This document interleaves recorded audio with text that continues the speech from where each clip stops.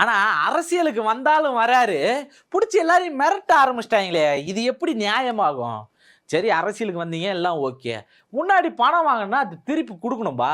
அது திருப்பி கொடுக்காம இருக்கிறதோ, இல்லை அதுக்காக விலையை உயர்த்துறதோ இருக்குல்ல, அது கொஞ்சம் அநாகரிகமான செயலாக தானே இருக்கு.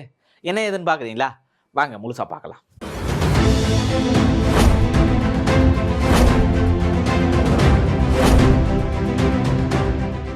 வணக்கம் ஃப்ரெண்ட் டூட்ஸ் மக்களே. அண்ணன் சுந்தர் சி அவர்கள் வந்து பார்த்தீங்கன்னா இயக்குனர், நடிகர், அது மட்டும் இல்லாமல் தயாரிப்பாளர், அது மட்டும் இல்லாமல் இப்போ சமீபத்தில் பார்த்தீங்கன்னா அரசியலில் குதிச்சிருக்காரு. இது வரைக்கும் குஷ்பு அவர்கள் தான் வந்து முழுக்க அரசியலில் இருந்துக்கிட்டு இருந்தாங்க. அந்த அரசியல் சார்ந்தே முழுக்க இயங்கிட்டு இருந்தாங்க. பாஜகவில் இருந்தாங்க.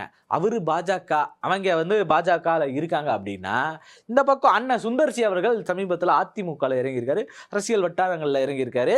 இப்போ வந்து என்ன பண்ணுறாரு அப்படின்னு பார்த்தீங்கன்னா, மதுரை மத்தியில் வந்து பார்த்தீங்கன்னா வேட்பாளராக இருக்காரு. அதிமுகவுடைய வேட்பாளராக அவர் இருந்துகிட்டு இருக்காரு. இந்த இடத்துல அவர் வெற்றி பெறுவாரா அப்படிங்கிறதுக்கெல்லாம் முன்னாடி என்ன பார்க்கணும் அப்படின்னா, அண்ணன் இது வரைக்கும் படங்கள்லாம் இயக்கிட்டு இருந்தாரு. அவருடைய படங்கள் எல்லாமே எப்படி இருக்கும் அப்படின்றதுலாம் எல்லாருக்கும் தெரிஞ்ச விஷயம் தான். நிறைய நல்ல நல்ல படங்களை கொடுத்தவர் தான். அன்பே சிவம் மாதிரியான ஒரு படங்கள் வந்து இயக்குனதுலாம் பெரும் வரவேற்புக்குள்ளான ஒன்று. அந்த மாதிரியான ஒரு பெரும் படங்கள் இன்னைக்கும் வரலை அப்படின்றப்ப பெரும் ஏமாற்றத்தை கொடுக்கக்கூடிய ஒன்று. கம்யூனிஸ்டத்தை அப்படி ஆழ்ந்து இறங்கி சொல்லக்கூடிய ஒன்றா இருந்துச்சு. இப்படி ஒரு படம் எடுத்த இவர் இப்போ என்ன பண்ணியிருக்காரு, இப்போ என்ன சூழலில் இருக்காரு அப்படின்னு பார்த்தீங்கன்னா, அந்த சமயங்களில் அவருக்கு வந்து நிறைய நல்ல விஷயங்கள் நடந்துச்சு அப்படின்னு சொல்லி அவரே வந்து சொல்லியிருப்பார். அது மட்டும் இல்லாமல் அவருக்கு வந்து இப்போ அந்த படம் வந்து வெற்றியை தேடி தரல, ஆனால் அது மூலயமா எனக்கு நிறைய அந்த நல்ல விஷயங்கள் செஞ்சால் நமக்கு திரும்ப நல்லது கிடைக்கும் அப்படின்வாங்க இல்லையா, அப்படி ஒன்று கிடைச்சிச்சுன்னு சொல்லி ஒரு தனியார் தொலைக்காட்சியோட இதில் அவரே பேசியிருப்பார். ஒரு நிகழ்ச்சியில் வந்து அவரே பேசியிருப்பார். இப்படி இருந்த இந்த சூழலில் வந்து பார்த்தீங்கன்னா, அண்ணன் அவர்கள் இப்படி ஒரு கஷ்டப்பட்ட சூழலிருந்து வந்தாலும் இப்போ அரசியல் இறங்கினதுக்கப்புறம் என்ன பண்ணுறாருன்னு பார்த்தீங்கன்னா, அரசியல் இறங்கினதுக்கப்புறம் கொஞ்சம் அந்த பவர்லாம் கிடைக்குது. அப்பத்துலேருந்து அரசியல் கருத்துக்களை பேசினவருக்கு இப்போ பவர்லாம் கிடைக்குது. இவர் இந்த கலகலப்பு 1, கலகலப்பு 2, அது மட்டும் இல்லாமல் அரண்மனை 1, 2, 3, 4 வரைக்கும் வந்துருச்சு. இப்போ 5 வரப்போகுதுன்ற ஒரு பேச்சு வேற இருந்துகிட்டு இருக்கு. இப்போ கலகலப்பும் அதே மாதிரி பார்த்தீங்கன்னா தொடர்ந்து சீரியஸாக எடுக்க ஆரம்பிச்சிட்டாங்க. 1, 2 வரைக்கும் வந்துருச்சு. இப்போ அது 3வது போக போகிறதாகவும் ஒரு பெரிய தகவல் இருக்குது. அந்த தகவல்ல இருந்து என்ன பண்ணுறாருன்னு பார்த்தீங்கன்னா, இவர் வந்து அதை இயக்கிறதாகவும் ப்ரொடியூசரே வந்து பார்த்தீங்கன்னா போய் கேட்டிருக்காரு. டைரக்டாக அடுத்து கலகலப்பு 3 பண்ணுங்க அப்படின்னு சொல்லி கேட்டிருக்காரு. அதுக்கு வந்து பேசி கதைகளெல்லாம் எழுதி ஒரு 20 கோடி வரைக்கும் பட்ஜெட்டு. அதில் ஒரு 5 கோடி வந்து பார்த்தீங்கன்னா இவருக்கான சம்பளம் அப்படின்ற வகையில் அது அந்த படத்தை வந்து தயாரிக்கிற முறையில் போயிருக்காங்க. இப்படி ஒரு பட்ஜெட் போட்டு இருக்காங்க. இந்த நேரத்தில் வந்து தயாரிப்பாளர் என்ன பண்ணுறாரு பார்த்தீங்கன்னா, சுந்தர் சி மேலே வந்து கேஸ் போடுறாரு. இல்லை அவர் வந்து சரி பண்ணல, என்கிட்ட வாங்கின படத்தை அவர் திருப்பி கொடுக்கல அப்படின்னு சொல்லிட்டு சரி பண்ணுறாரு. அப்போ இது வந்து முழுக்க எதிர்கட்சியோட ஒரு சதியா? அவர் வந்து அரசியல் வந்ததுனால அவரை ஜெயிக்க விடாமல் இருக்கிறதுக்கு ஏதாச்சும் பண்ணுறாங்களா அப்படின்னு சொல்லி கேட்டிங்கன்னா, அங்கே அவர் என்ன தகவல் சொல்கிறாரு அப்படின்னு பார்த்தீங்கன்னா, அவர் வந்து இந்த அமௌண்ட்டுக்கு, அதாவது ஒரு 20 கோடிக்கு படம் பண்ணுறேன், நானே தான் அவர் அப்ரோச் பண்ணேன், 20 கோடிக்கு படம் பண்ணுறேன்னு ஒத்துக்கிட்டாரு, 5 கோடி சம்பளமாகவும் கேட்டார். ஆனால் இப்போ அந்த படத்தையும் காலதாமதம் ஆழ்த்திக்கிட்டே இருக்காரு. திரும்ப அது ரொம்ப லேட் ஆகிட்டே இருக்கு. இப்படியே லேட் ஆகிறதுனால அது எனக்கும் சில பாதிப்புகள் வருது. 20 லட்ச ரூபா வரைக்கும் வந்து பார்த்தீங்கன்னா முன்படமும் கொடுத்துருக்கோம். அந்த முன்படத்தையும் அவர் வந்து திரும்ப கொடுக்க மாட்டுறாரு, காலமும் கொடுக்க மாட்டுறாரு. அது மட்டும் இல்லாமல் சம்பளத்தை அதிகப்படுத்துறதுக்கான ஒரு வேலையாக தான் அவர் பண்ணிக்கிட்டு இருக்காரு. தொடர்ந்து சம்பளத்தையும் கேட்குறாரு, இன்னும் 5 கோடி அதிகமாக கேட்குறாரு அப்படின்னதும் இது பெரிய வருத்தத்துக்குள்ளாயிருச்சு. என்னடா அடுத்து மக்கள் தலைவராக வரக்கூடிய ஒருத்தராக இருக்காரு, இவர் இப்படி பண்ணுறாரு, இது வந்து நியாயமா இருக்குமா அப்படின்னு அரசியல் வட்டாரங்கள் ஒரு பக்கமும், சினிமா துறையிலேருந்து அது எப்படி கொடுத்த டைம்குள்ளே முடிச்சு கொடுத்தா நீங்கள் கூடுதல் சம்பளம் கேட்கலாம், திடீர்னு வந்து கேட்கறது எப்படி அப்படின்னு சொல்லி சினிமா வட்டாரங்கள்லேயும் தொடர்ந்து எதிர்ப்புகள் கிளம்பிருச்சு. ஒரு மனுஷனுக்கு எதிர்ப்பு எல்லா சைட்லேருந்து கிளம்பினா என்ன பண்ணுவோம்? விஜயனெல்லாம் பார்த்து கற்றுக்கணும். எல்லா சைட்லேருந்து எதிர்ப்பு வருது அப்படின்னா அதை மாரி தாங்கி நிற்பார்.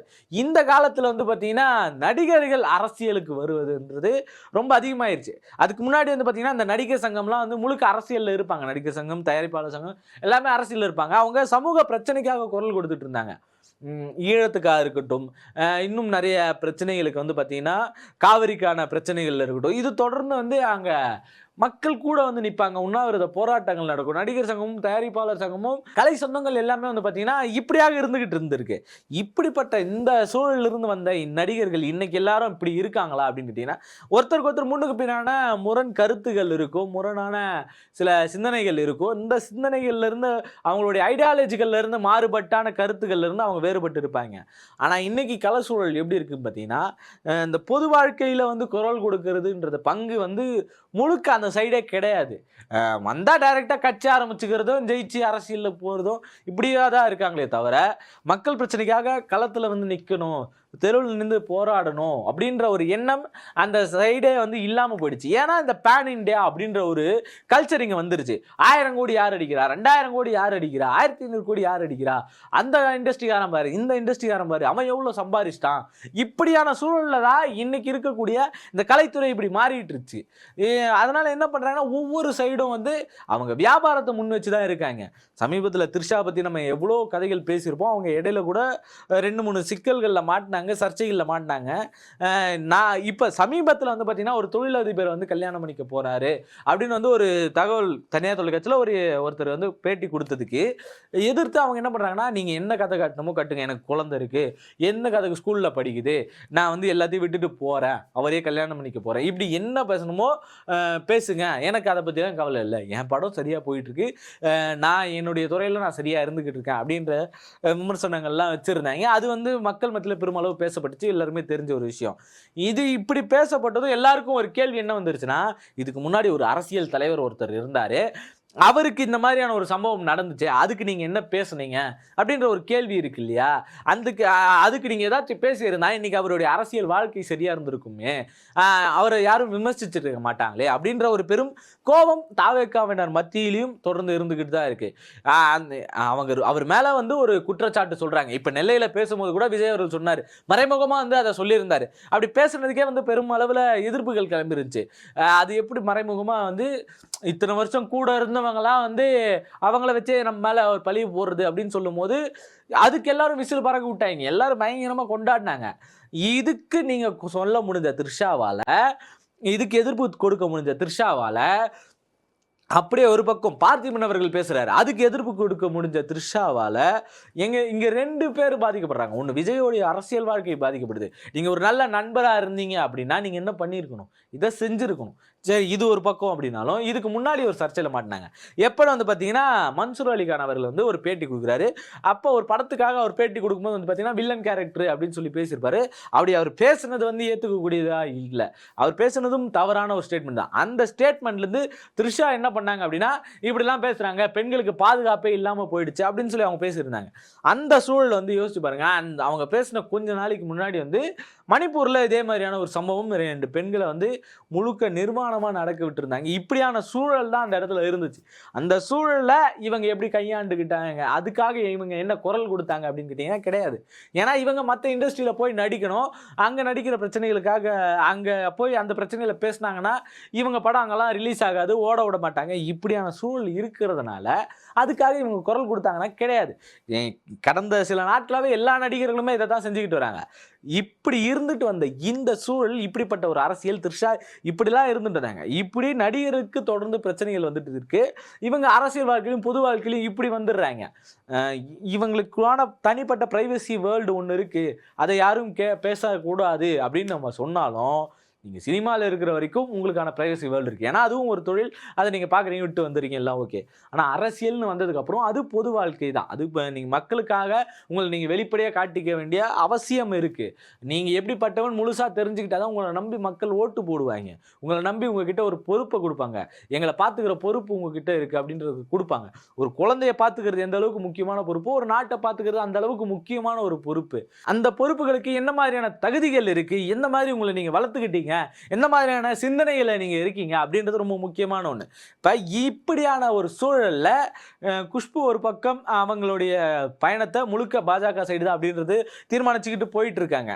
பொதுமக்கள் மத்தியில் பொதுமக்களுக்கான அந்த கருத்தியல்ல தமிழ்நாட்டுக்கான அந்த வந்து சேர வேண்டியது இருக்குல்ல. ஏன்னா தமிழ்நாட்டில் அவங்க பெரிய பிரபலம், குஷ்பு இட்லின்னு சொல்லக்கூடிய அளவுக்கு, ஒரு இட்லிக்கு பேர் வைக்கக்கூடிய அளவுக்கு அவங்க பிரபலமாக இருந்துகிட்டு இருக்காங்க.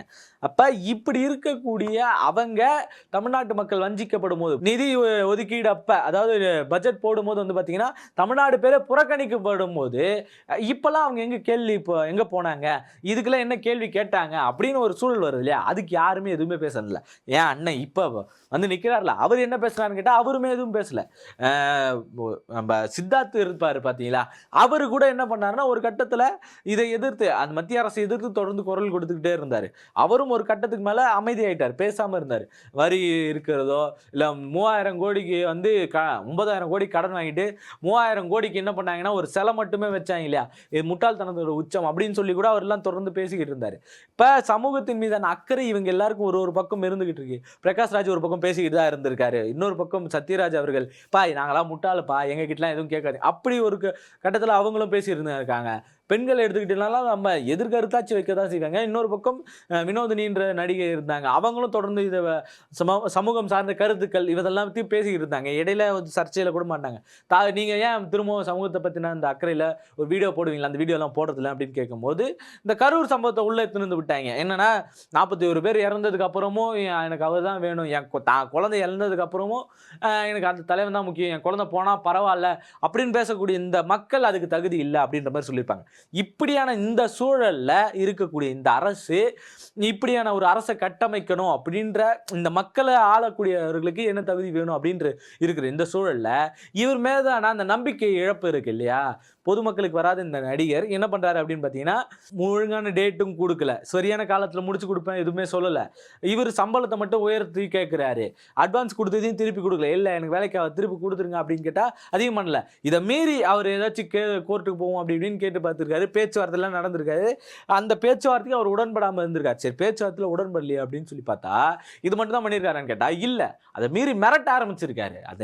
அந்த தயாரிப்பாளரை மிரட்டுறதுக்கான ஒரு வேலையை நடந்திருக்கு. என்ன இப்போ முடியாது அப்படின்ற மாதிரியான ஒரு மிரட்டல் தோனிக்கு போயிருக்கு.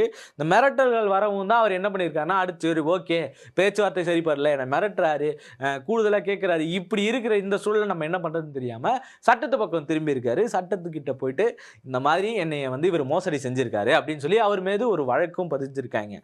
என்னை ஆளக்கூடியவனுக்கு என்ன தகுதி, இன்னொருத்தனை மோசடி செய்யறதா தகுதி, இது இவருக்கு மட்டும்தானா அப்படின்னு கேட்டிங்கன்னா, தமிழ்நாட்டில் இருக்கிற முக்காவாசி வேட்பாளர்கள் இன்னைக்கு அப்படிதான் இருந்துகிட்டு இருக்காங்க. அந்த வேட்பாளர்களை நீங்க தேர்ந்தெடுக்கணுமா வேணாமா அப்படின்றத நீங்க முடிவு பண்ணி ஆகணும்.